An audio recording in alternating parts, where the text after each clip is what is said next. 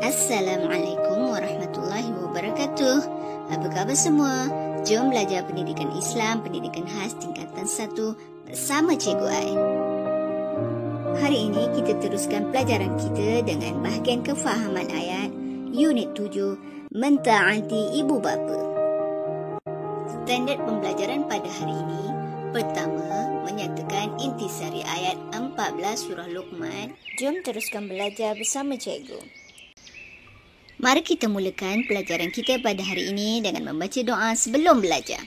Bismillahirrahmanirrahim. Allahumma aftah alaina hikmataka wa anshur alaina min khazaini rahmatika ya arhamar rahimin. Amin. Okey anak-anak, hari ini kita akan belajar surah Luqman ayat ke-14. Bismillahirrahmanirrahim. ووصينا الإنسان بوالديه حملته أمه وهنا على وهن وفصاله في عامين حملته أمه وهنا على وهن وفصاله في عامين أن اشكر لي ولوالديك إلي المصير. Mari kita lihat maksud ayat yang telah dibacakan sebentar tadi. Dan kami mewajibkan manusia berbuat baik kepada kedua ibu bapanya. Ibunya telah mengandungkannya dengan menanggung kelemahan demi kelemahan dari awal mengandung hingga akhir menyusukannya, dan tempoh menceraikan susunya ialah dalam masa 2 tahun. Dengan yang demikian, bersyukurlah kepadaku dan kepada kedua ibu bapa kamu, dan ingatlah kepada akulah jua tempat kembali untuk menerima balasan. Jom kita lihat intisari ayat. Di antara intisari yang terdapat daripada ayat ini ialah: pertama, kita sentiasa dituntut berbuat baik kepada kedua ibu bapa.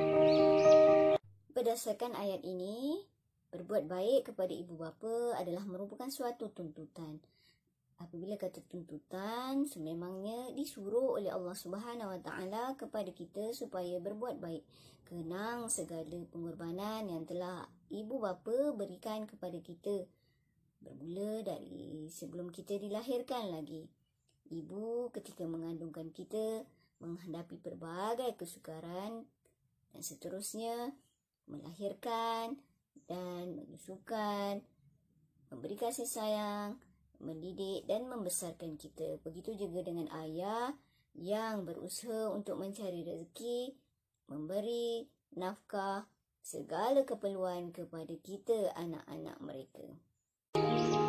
Kedua, berbuat baik kepada kedua ibu bapa adalah suatu ibadat. Apabila berbuat baik kepada ibu bapa merupakan suatu ibadat, maka Allah akan ganjari perbuatan kita berbuat baik, menggembirakan ibu bapa, menghormati ibu bapa dengan pahala. Dan dengan pahala tersebut, kita akan dimasukkan ke dalam syurga insya-Allah di akhirat kelak.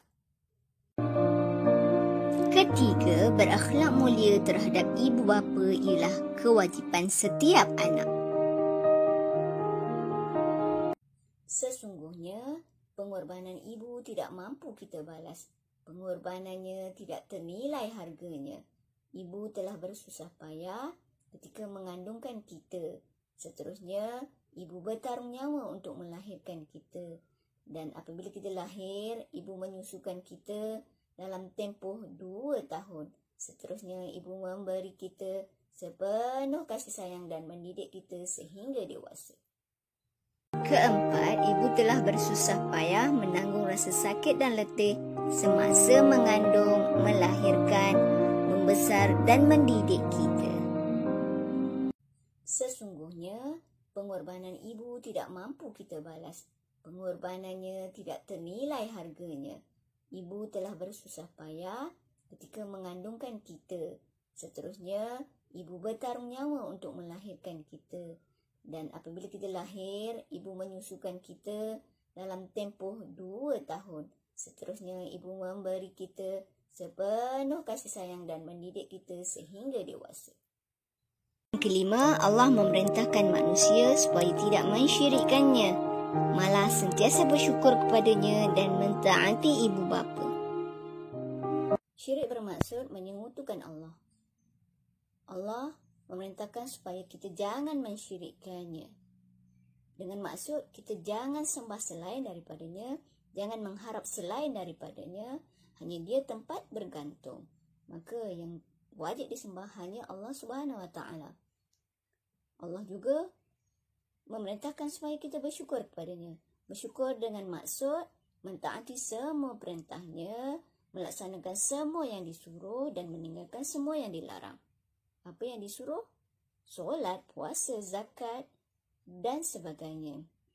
Dan seterusnya, Allah memerintahkan supaya kita mentaati ibu bapa. Mentaati ibu bapa dalam perkara ketaatan, selagi mana ia tidak bertentangan dengan ajaran Islam. Okay, mari kita ulang kembali intisari yang kita dapat daripada ayat ini. Yang pertama, berbuat baik kepada ibu bapa suatu tuntutan. Yang kedua, berbuat baik kepada ibu bapa adalah suatu ibadat. Yang ketiga, berakhlak mulia kepada ibu bapa adalah merupakan suatu kewajipan. Yang keempat, ibu telah bersusah payah menanggung segala kesakitan dan keletihan ketika mengandung, melahirkan, menyusukan dan memberi didikan kepada kita. Dan yang kelima, Allah memerintahkan supaya kita tidak mensyirikkannya dan seterusnya bersyukur kepadanya dan jangan lupa berbuat baik kepada kedua ibu bapa. Sebagai kesimpulan, kita wajib mentaati kedua ibu bapa kita kerana di situlah syurga kita dan keberkatan hidup kita. Juga keredaan Allah kepada kita kerana redanya Allah berdasarkan reda ibu dan bapa kepada kita. Sebelum berakhir, pesanan untuk anak murid cikgu, jangan lupa siapkan tugasan yang telah cikgu berikan. Untuk yang menonton, boleh lihat tugasan di bahagian deskripsi.